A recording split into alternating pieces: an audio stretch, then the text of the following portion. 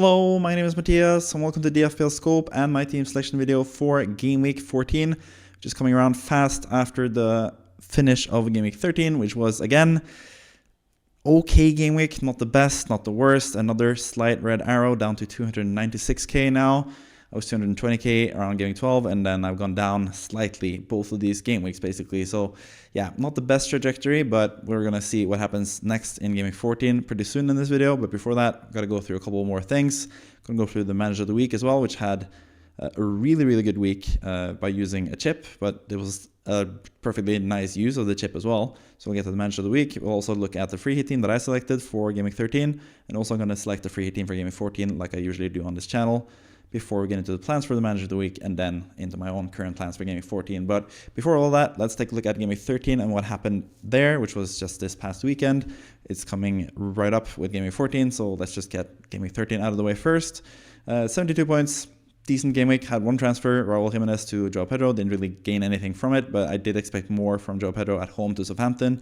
That's how the game week opened on Friday, and Joao Pedro had like one of his lesser games in that game, but that just happens sometimes. I still think he's a great asset. He's still on penalties, he's still vital to everything Brighton does offensively, and I don't really regret buying him in either. And Raul Jimenez didn't really do much. He's gonna have to be rested at some point as well. Doesn't have the best matches, so I still stand by that transfer on its own, but at the same time, the main player that caused my rank to drop this game week was not having Bukayo Saka playing against West Ham. I should have realized that West Ham are still just terrible defensively, and that is a great fixture for especially the top sides like Arsenal. I think like the big six sides, when they face the likes of West Ham, Wolverhampton, teams like that are pretty good but just not good defensively, I think that's actually a really good time for those teams, and like Man City, like we saw with Liverpool in this past game week. So maybe I could have gone with Saka, but the only way I would be able to get Saka is with by selling Bruno Fernandes, who got 9 points as well. So yeah, in the end, don't really have too much regrets about this game week, even though it didn't go exactly as planned, and we'll see about Saka. We'll get to him later on in the video, but yeah, I'm gonna take you through the team as well. In goal, I had Sanchez, who got 7 points, got a clean sheet actually, which was really surprising to me. That almost never happens, and I expected him to concede really late, as he usually does, like he did in Game Week 12.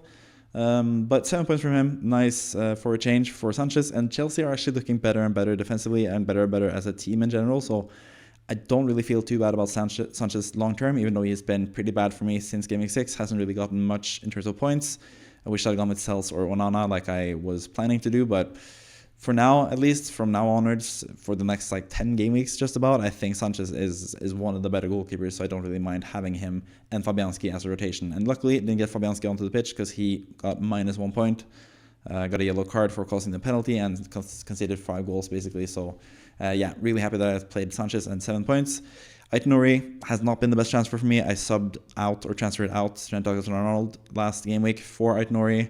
Aït-Nouri got 2 points last time around, and this game week he got 0 points. Meanwhile, Trent Alexander-Arnold didn't play last game week when Mykolenko got a clean sheet, and then this game week Trent got 8 points. So yeah, I could have easily just not done a transfer there, but at the same time, I really like Aït-Nouri. He's one of my favorite players. I had him with great success towards the end of last season. I still think he can come good. He still has 4 more games to do really good business for me, but in hindsight, I wish I had Trent still. But at the same time, this is making it easier for me to get Saka potentially for next game week. So yeah, there's pluses and minuses with everything, but Aït-Nouri so far has been a pretty big minus, even though he got 0 points basically in game week 13. Gabriel Magalhaes, 9 points from 45 minutes for Arsenal, which is kind of crazy. 1 goal, 1 assist by getting the penalty, I guess, for Arsenal against West Ham. Really good score from him with 9 points. Again, sadly, he had to be taken off with an injury. Hopefully, he's going to be fine for next game week. But I think he's going to be fine as well. I think it was just more of a precaution because they already had the game basically sealed at halftime with 5-2. So yeah, really good from Gabriel again. He is one of the best defenders in the game, probably the best defender in the game for a reason, and I have him in my team, and I'm happy about that. Mykolenko, when I finally started him after a couple game weeks where I had him on the bench and he got a clean sheet, I started him and he got -1 point because Man United are a much better team than what Everton have faced previously when they have kept clean sheets. So yeah, kind of sad with Mykolenko there, -1 rather than the usual clean sheet that he has had the last couple game weeks, but that just happens sometimes. And at the same time, 2 of the goals they conceded was Bruno Fernandes getting assists, so he got 9 points from that as well. So all in all, the Mykolenko versus Fernandes battle, I ended up getting, 8 points, which is about where you'd expect if one of them would have done well. And one of them did well, one of them didn't.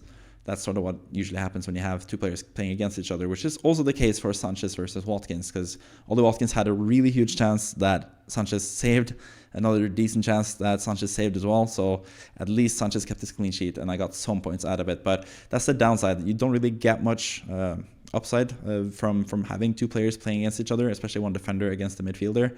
And that's what happened this past game week, game week 13 with Fernandes against Mykolenko and Sanchez against Watkins. But that's just something that happens sometimes with your squad. And as you can see, my bench isn't good enough for anyone else to step in, basically. Salah, my captain this game week, 26 points. I did mention before the game week that since I had Palmer as captain game week 12 and he blanked and Salah hold, this game week Palmer would probably outscore Salah, and he did actually by 1 point. Palmer got 14 points, but Salah ended up getting 13 points from, again, another magnificent performance against Man City, even though he missed a huge chance as well. So yeah, captaincy, I lost that, 1 point extra from captaining Salah over Palmer, so much better than game week 12 when I captained Palmer, who blanked, and Salah, who hold, basically. And yeah, I think captaining Salah every single game week is a fair tactic, but at the same time, I feel like you can get even more points if you get it correctly. And I haven't really the last 2 game weeks, but I think that's going to change for game week 14 potentially. But yeah, Cole Palmer, 14 points, got a goal and an assist, which is sad to see after I captained him the game week before. But at the same time, that's what you expect from Palmer. That's why he is in the team, basically. That's why he's a super popular player now. I think most people have Salah and Palmer at this point. So usually the player that I don't captain out of those 2, I want to get as little points as possible. So the 14 points for Palmer actually hurt me this game week because a lot of people, or quite a few people at least, had him as captain. So yeah, kind of lucky there, I guess. But I'm glad I at least have Palmer, just like I'm glad that I at least had Salah for game week 12 as well. Bruno Fernandes as well has been fantastic since I brought him in. Got 17 points as my captain in game week 11. So my 3rd different captain the last 3 game weeks. And he got 9 points this time around as well. So really happy with that score as well from Bruno Fernandes. 2 assists from really not the best underlying numbers either, but he's still looking pretty good. And Man United looked a lot better now in this game against Everton than they did previously. They obviously have tough matches coming up, Man United. The next 3 are really tough. And the Saka thing is also looming. I think Fernandes to Saka is something that I have to do potentially in week 14, as I'll get to at the end of this video, or potentially down the line. It just depends on what I want to do. Brian Mbeumo, again, blanking. Really sad to see. He had an assist that was almost given, but I think, honestly, it was the right decision. I think the pass was intended for Wissa. It was just slightly mispassed. I don't know. It's tough to gauge, basically, if the pass was for Wissa or for Kevin Schade, but anyway, he didn't get the assist. 2 points. He didn't really look that good either. So Mbeumo is someone that I'm looking to sell potentially, but it's always dangerous with a penalty taker for a team that's free scoring, who's offensively minded. We've seen that previously in the season with Solanke. We've seen that last season as well with Mbeumo. We saw that last season with Saka at some point, where he had like several games where he didn't look as threatening, and then he had a major hole all of a sudden. So he can come good, but at the same time, the fixtures are still getting worse and worse, and I think there are some other potential things I can do with that spot and the money potentially I can save, or the player that I can bring in for Mbeumo. So yeah, I think his time is sort of getting closer to the end in my team. Up front, 2 points from every single one of my strikers, which is sad to see, I guess. Watkins had a major chance against Chelsea, like I mentioned, but it just didn't manage to score it. So Watkins, I brought in on the wildcard in game week 6, and he's sort of been a letdown since then. He's had a couple decent game weeks. He's had a lot of good chances as well. Like, he keeps getting chances. He keeps playing at least like 60, 70 minutes, which is not ideal. I wish he played 90 minutes. Sometimes he does that as well. So yeah, he does have 2 really good games coming up now though, and that will be his final chance to prove himself basically for me. And then I'm most likely going to sell him after that. But with the 2 good games against Southampton and Brentford at home, in the opposite order, Brentford at home and then Southampton at home, I'm going to keep him for now, even though he has been a bit of a disappointment for me lately, especially. Cunha has not been a disappointment lately, but this past game week he was. Wolverhampton scored twice against Bournemouth, and he wasn't part of any of the goals, sadly. But again, that's just something that happens sometimes. The same as with Joao Pedro, who I mentioned previously as well. So yeah, that was basically the team. On the bench, Fabianski -1 point, Rogers 2 points. Greaves, who's once again, he was fit to play basically, but he was not on the bench because apparently Ipswich don't like having centre backs on their bench for some reason. So yeah, I don't really know if I can trust Greaves going forward either. And then Lewis played against Liverpool, got only 1 point. He hasn't been the best player this season either, but I would have saved or gotten 2 more points if I had played him over Mykolenko. So once again, I'm at the wrong end of the Mykolenko-Lewis benching decision, basically. But yeah, that was the game week for Game Week 13. Rank of around 300k, decent-ish, but I'm hoping for better times ahead. So yeah, let's see what happens in the future. But let's take a look at someone who has had a really good past game week especially, but also this season, who's been tremendous, and that's the manager of the week. The manager of this week is actually Abhinash Sharma, who is actually currently ranked around 6,000 in the world, which is absolutely fantastic. Greatly helped by the 107 points from this past game week. We managed to get the triple digits here, finally 100 plus points for the manager of the week, which is really nice to see. And that was basically down to the use of bench boost in this game week, which I think was perfectly fine. So the one transfer the manager did was Michael Keane, who didn't play, for Van den Berg, who did play for Brentford away to Leicester. And I think that was perfectly fine. I thought Van den Berg could potentially get a clean sheet. And then he bench boosted with the bench of Pedro Porro against Fulham at home, which I think is a decent fixture to start him in, especially considering he had 14 points the past game week against Man City. Then he had Amad Diallo against Everton at home, which is a really good fixture. And then he has Henderson. He had Henderson against Newcastle at home. So I think this bench boost is actually something that makes a lot of sense. And he did get rewarded with 11 points from Amad Diallo, meaning he got 17 points in total from all 4 players, around 4 points-ish per player, which is decent, especially for a single game week. It's really good. For a double game week, ideally, you'd have 4 double game week players, and that would bring you to 16 points by itself if they all just play 2 matches each. So I guess all in all, like, you could have had a better bench boost, but at the same time, I don't really begrudge you for using the bench boost chip. I've long said that I think it's kind of overrated, and sometimes you can sort of hurt your team both before and after the bench boost if you're trying to like make the perfect bench boost. So I fully backed the decision to bench boost, and it worked out basically because of Amad Diallo getting 11 points. I think also the starting 11 is pretty strong. And I'll go through that one as well. Pickford in goal, obviously, against Man United. I did start Mykolenko myself, so I did expect Everton to potentially get a clean sheet there because Man United hadn't looked the best offensively under Amorim so far. But yeah, they got destroyed 4-0, and Pickford got 0 points. Sadly for him, also got 0 points from Aït-Nouri. So I guess he got 2 blanks, even though he bench boosted. But both of them played at least. So you had 15 players playing, which is what you want from a bench boost at least.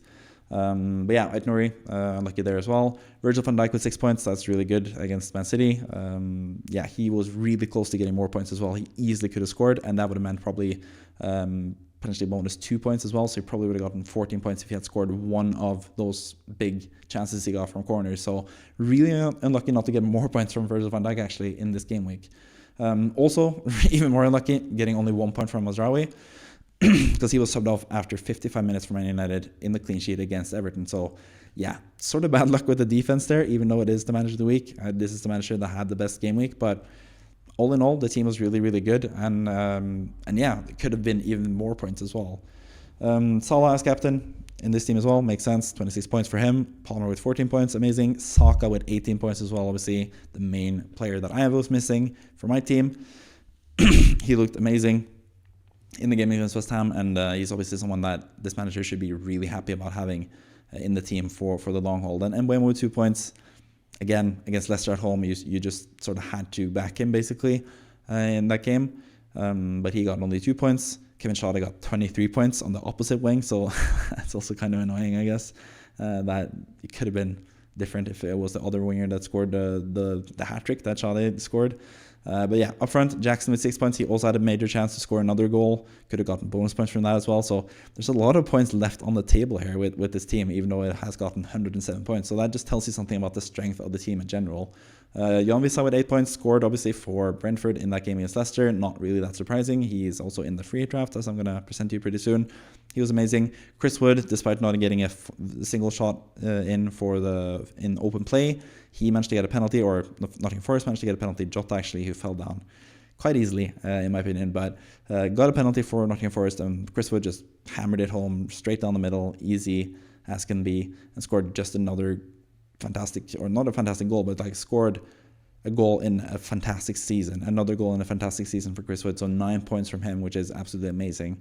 And before the game week, I sort of saw like the stars aligning when it came to Chris Wood and Joao Pedro, because FPL who's currently the leader of the Content Creators League in FPL, he is also like one of the greatest managers of all time, another content creator.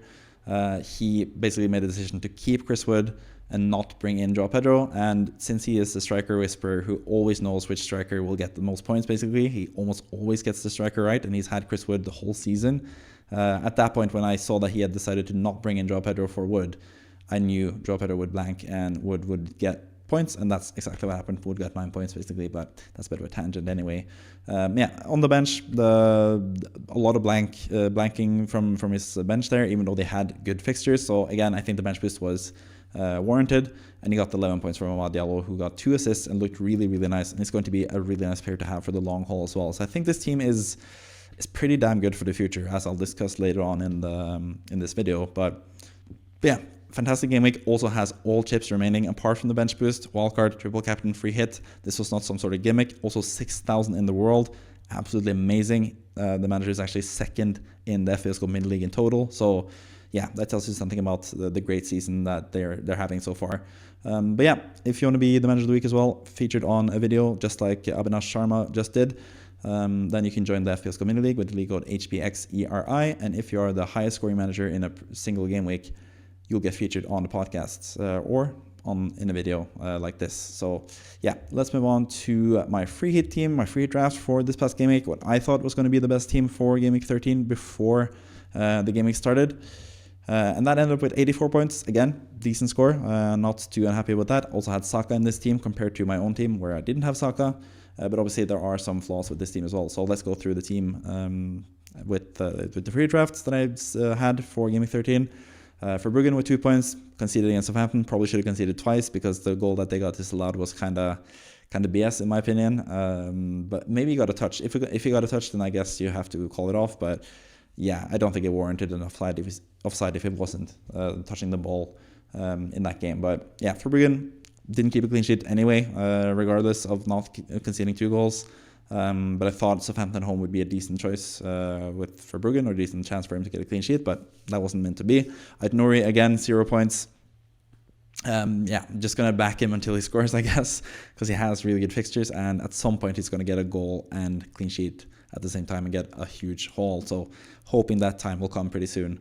Gabriel did get a haul with 9 points with a goal and an assist, like I mentioned, really good from him. Mazraoui, like I mentioned in the Manager of the Week, unlucky not to play 60 minutes, was subbed off after 55 minutes, which is kind of worrying for Man United defense in general. I think Onana is more the Man United defender I would go with, just because they did substitutions before the 60th minute. If that becomes a trend, that's basically a nightmare for defenders. That's exactly what you don't want from a defender, that they play a lot of minutes, but they don't play enough to get clean sheets potentially. But yeah, midfield the same again. Salah, Palmer, Saka, absolutely amazing for this free draft as well. Obviously, all 3 of them are doing fantastically lately, and going without Haaland and having those 3 guys as the threemium is basically the template currently, and that's for good reason, because they all have really ranging from good to great, fantastic matches, and they're all providing the goods in terms of scoring goals. They're all playing for 3 really, really good teams, the 3 top teams in the league that are most likely going to finish top 3 as well, potentially now, since City are looking so bad. The final player that I had as a favorite differential sort of punt in midfield was James Maddison, because he scored twice against Man City the game week before. I figured he was going to start against Fulham at home, and I thought Spurs would do well, but I think that is the lesson I need to learn with Spurs. It's just that they are such a strange team that they can struggle to beat teams like Fulham, and then they can destroy teams like Man City. But I guess currently Fulham is a better team than Man City, so maybe I shouldn't be that surprised. So yeah, kind of sad that Maddison didn't really do much more in terms of the free draft. Wissa as well, I thought he was going to be the best Brentford player. He wasn't in the end. It was Kevin Schade, but he got 8 points anyway, Wissa, from scoring a goal. And then I had Cunha and Joao Pedro, who were in just top form leading into the game week and had really good fixtures, so I thought they would do well, but they both got 2 points in the end. But yeah, 84 points overall, pretty happy with that. That takes me up to 839 points for the season in terms of the free hit drafts that I make every single game week. I have yet to make my own free hits team. I haven't used the free chip so far this season, and I think I'm going to wait for like a blank game week or potentially even a double game week to use it, because I think that's the game week where you have the most chances, where you have basically you can fill up your team with more players than what you have for your regular team. I think that's the better tactic, basically. But overall, the free hit rank so far is 62k, which is decent, okay, I guess, since you haven't limited transfer. Maybe you should expect to be in the top 100k by now. But it is pretty difficult to select players every single game week, even though you have limited transfers. Sometimes your own team that you have makes or does better, but in this instance, I actually got more points from the free draft, because Saka basically got 18 points, which was amazing. So yeah, that was the free draft for Game Week 13. Let's move on to Game Week 14 and the free draft that I made for this upcoming game week. And again, I don't really think you should use your free hit in Game Week 14. I don't think, especially this Game Week 14, I thought it was pretty difficult to choose a team, because I think a lot of the matches are kind of tricky. There are away games for like big players, as you can see, Salah, Palmer, and Jackson stuff have away games. Arsenal playing against Man United, that's not really the best game. You have the Leicester teams like Leicester playing against West Ham, which is not the best team. You have Bournemouth against Spurs. Like, there's a lot of like even matches this game week, so I don't think it's, even if you are looking to like free hit for a single game week, which I don't think is a good idea, I don't think this is the best game week for it either, because yeah, I kind of struggled to pick the team. But yeah, I'm gonna go through the team of 15 players that I thought are that I think will do the best for game week 14. So in goal, I actually have Robert Sanchez, who is in my own team as well. Southampton away, I think that is a good fixture for a clean sheet, but it is Chelsea and it is Southampton, so it's probably going to be 1 goal for Southampton and 3 goals for Chelsea. But yeah, I think Sanchez has a decent chance of getting a clean sheet, and without any others like standout defensive fixtures, I think that's like the best goalkeeper I can go with. Aitnori again, I'm just going to go with him just because, like I said, hopefully he'll get that haul at some point. Everton, off of a 4-0 defeat, should be able to keep a clean sheet at least there, but we know Wolves don't really keep clean sheets, but Everton don't really score goals either. So yeah, I think it's still a decent game week for Aitnori, so I'm going to back him once again. Probably going to back him for the next few game weeks until he gets points from me, like I said. So yeah, he's in the team. Lucas Digne, or Luca Digne, I don't really know quite how to pronounce that name. I should probably watch that video with all the pronunciations. But anyways, plays against Brentford at home. I think that's a decent fixture. Brentford haven't been the best away team so far this season, but at the same time, Aston Villa haven't really been a team to rely on either. So that will be an interesting game. I think it's probably going to be more open and probably could be some goals, but I think Digne at least has some goal threats offensively, and he could also potentially get a clean sheet. So yeah, quite like Digne as a player in general. So yeah, I picked him for the squad. Also have Aaron Wan-Bissaka, who's in just tremendous goal-scoring form lately. Scored 2 games in a row now. Plays against Leicester, so I figured why not just take a punt on him. So I've gone with him as well. On the bench, I also have Rico Lewis, who I think could have a good game if he starts against Nottingham Forest. I think that could be okay, I guess. But at the same time, City just keep conceding a lot of goals lately. So even though Nottingham Forest haven't looked the best offensively lately, I don't have enough confidence in Lewis to start him. And then I have Burgess as like the final defender on my bench because, yeah, he's just really cheap and I needed someone cheap that place. And that's Burgess, basically, who has a decent game week against, or a decent fixture against Crystal Palace for what it's worth.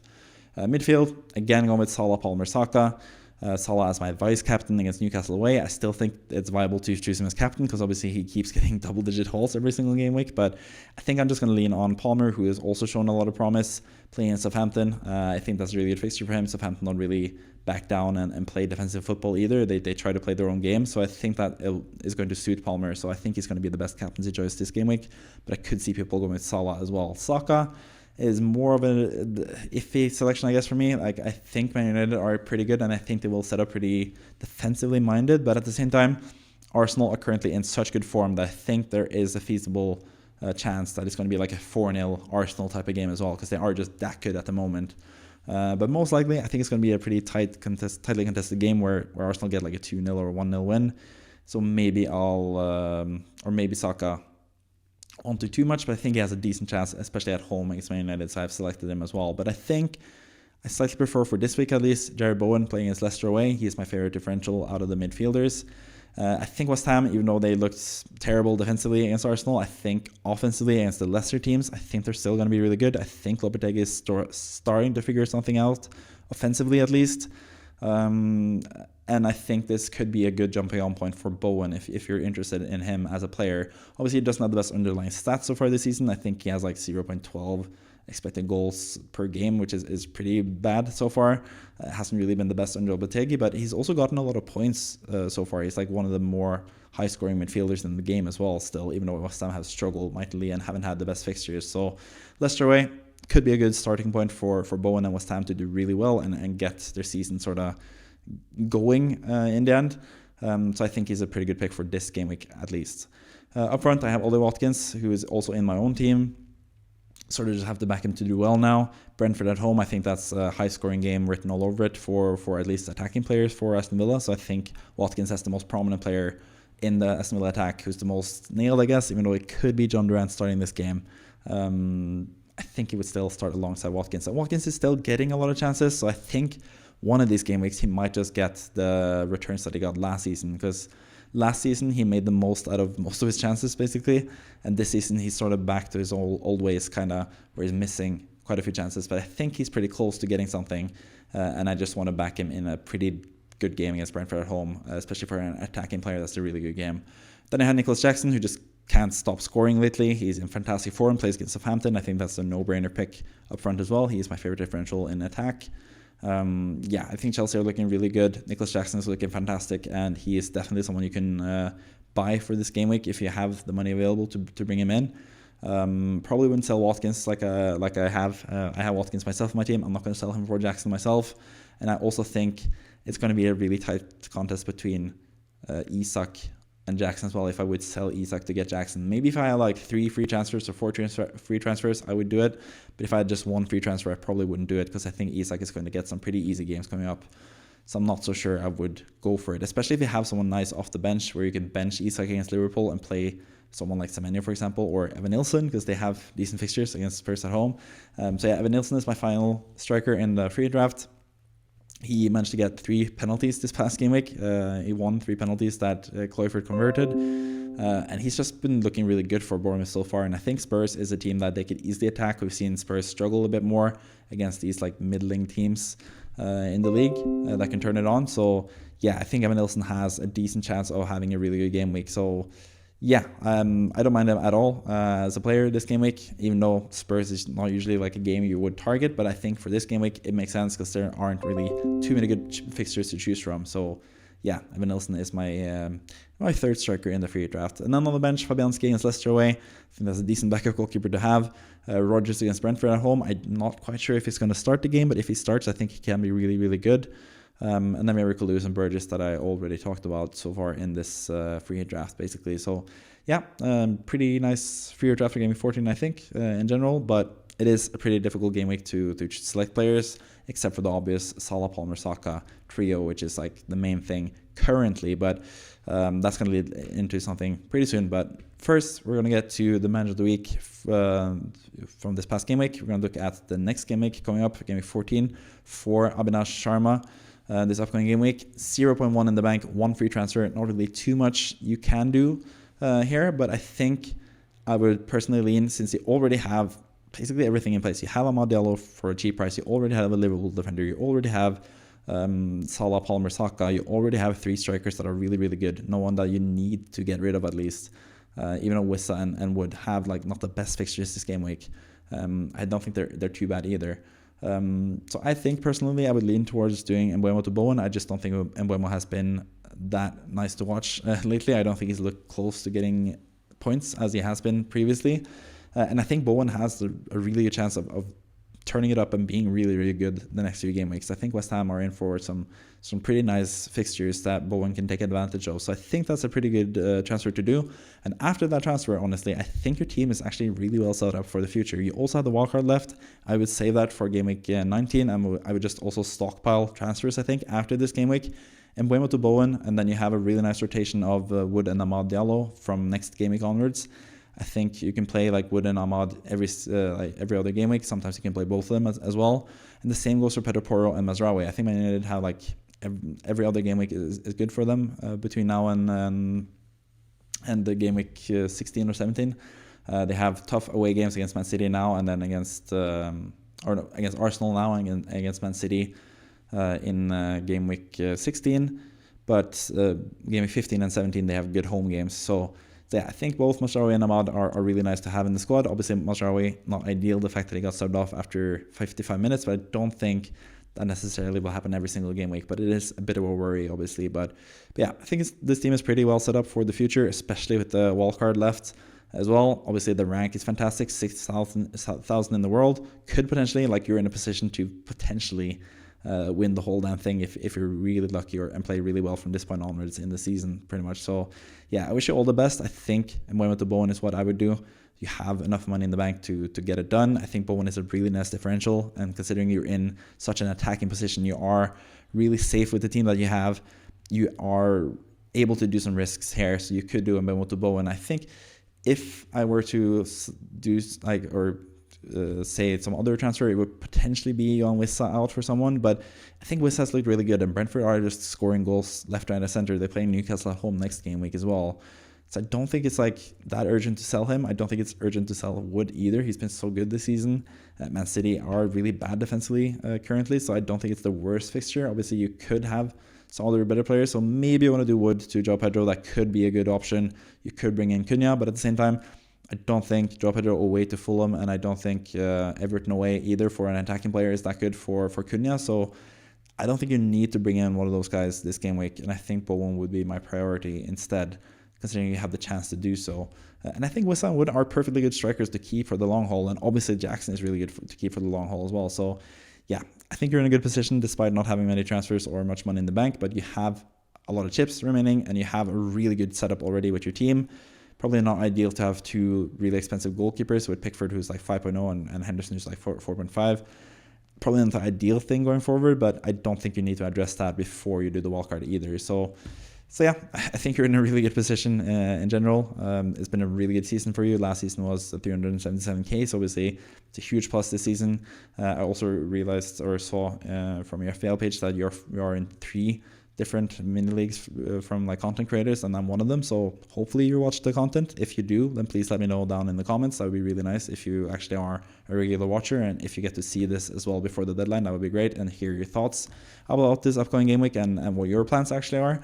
But yeah, I'm really envious of your position, and really envious that you get to do potentially, or you're in a really good position at least to do Mbeumo to Bowen this week, which is something that I'm tempted to do myself, which I'll get to now actually. So yeah, but before I get to my team, again, want to tell everyone that if you want to be featured on a video just like Abhinash Sharma just did right now, you can join the league code with the mini league, FPL Score mini league, with the league code hpxeri, and then you can be featured on the video just like Abhinash Sharma was right now. So with all that out of the way, let's take a look at the plans for game week 14 for me, which is basically what you came here for. So yeah, this is my current setup with my team. I am pretty happy with my whole team. Honestly, it's just the fact that I have Mbeumo away to Aston Villa and Fernandes away to Arsenal. I have to start one of them, or I have to transfer out one of them and bring in a player. And initially, I was hoping to do the Bowen move, but then when Saka got those 18 points against West Ham, I sort of felt like the fear of missing out, I guess, with not having Saka. He is like the main man currently. A lot of people are looking to bring him in. I've seen people looking to bring him in for like a -4 and stuff as well. And I can actually do it in one move from Fernandes to Saka. And I think I would do Fernandes to Saka in game week 15 or game week 16 anyway, if I didn't do it this game week. But I just feel like Bowen has the slightly better chance of getting points this game week, and I can still do that move next game week. And I also could potentially get Trent Alexander-Arnold in instead, rather than Saka, but I think Saka is actually the much higher priority currently. So I'm probably going to get Saka in at some point, but I'm just wondering if I should go for Bowen instead, and hope that he is a nice differential for me, and wait a couple more weeks for Saka to come into the team. Or potentially even in game week 15, I might bring him in as well, because I do have a free transfer in the next game week where I can do Fernandes to Saka then as well, even if I do Mbeumo to Bowen. So those are the decisions that I'm sort of deciding between.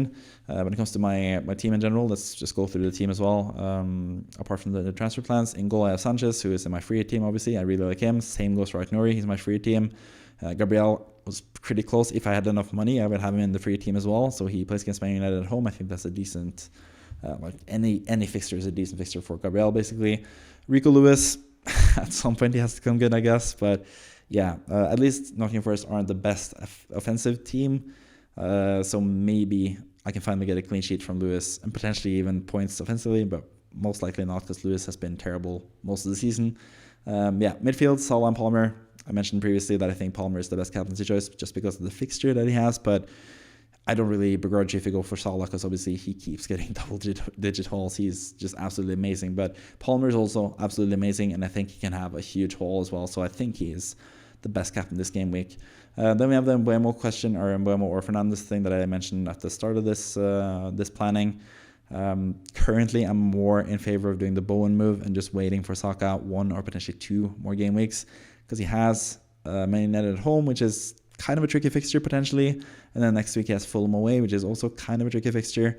Bowen on his own, for his sake, he has Leicester away this game week, and then Wolves at home next game week. So I think the next 2 game weeks there is a chance that Bowen outscores Saka, and I think I sort of want to take a punt on that. But at the same time, sort of what happened this past game week where I didn't have Saka against West Ham, it might just be my West Ham fandom blinding me again and just the hope of Bowen doing well. But yeah, there's a lot of things appealing to me with Bowen, just because he's like a differential player. He has really good fixtures. I don't really need to have him for more than the 5 game weeks where he has really good fixtures, and then I could sell him on as well. There's just a lot of different things I like about Bowen in general, and it doesn't really cost me much either. He costs about the same as Mbeumo.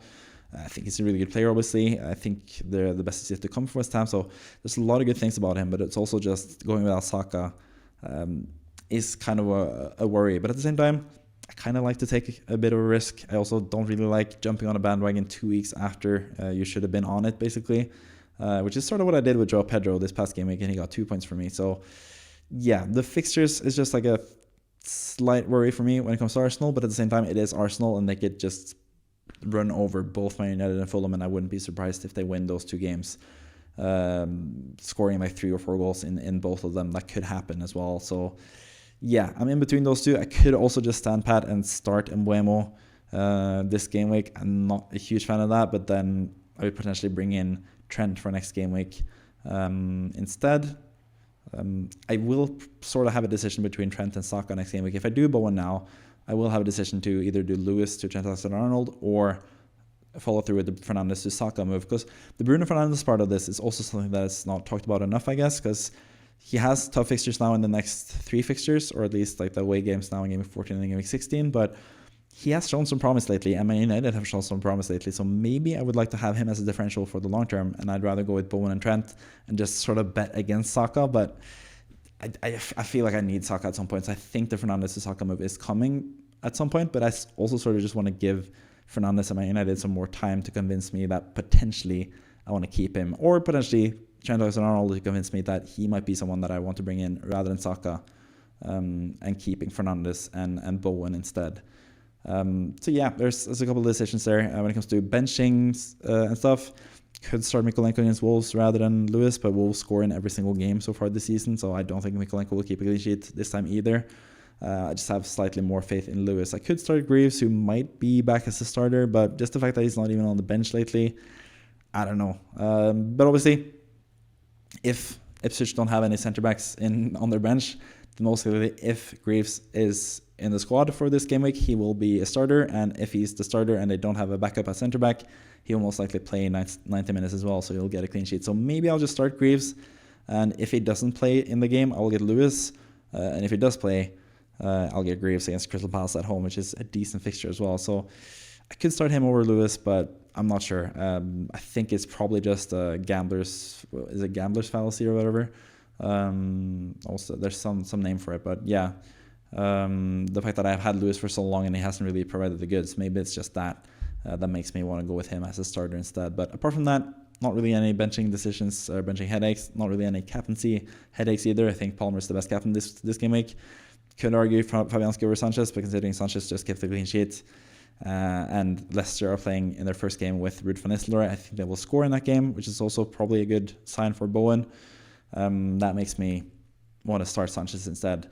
There's also Rodgers and Watkins. Could be rotation there with those guys. Rodgers was subbed off early this past game, so I think that sort of counts in his favor for starting against Brentford, but he keeps getting subbed off early. He hasn't really looked the best lately in the last few game weeks, so maybe this will also be a last hurrah for Rodgers, basically. I don't really have any plans of selling him in the immediate future. I don't think I can do much with the money either for him. I don't think I really need to do a transfer there since I have so many other good attacking players. I don't mind benching him, but this might be his final start for me in a while if he doesn't provide the goods, basically. So yeah, that's pretty much it for my team. Gone about 40 minutes this video, so it's been quite a long one. So yeah, I'm gonna just end it there. Hope you enjoyed it. Hope you liked the video. Hope you subscribe, all that stuff. Hope you comment down below about any questions you have. I usually answer every single comment that I get on my videos, so please leave a comment if you feel like you want to do so. With all that out of the way, thank you for watching. Have a good game week. Have a good week in general, and I'll see you next time. Bye bye.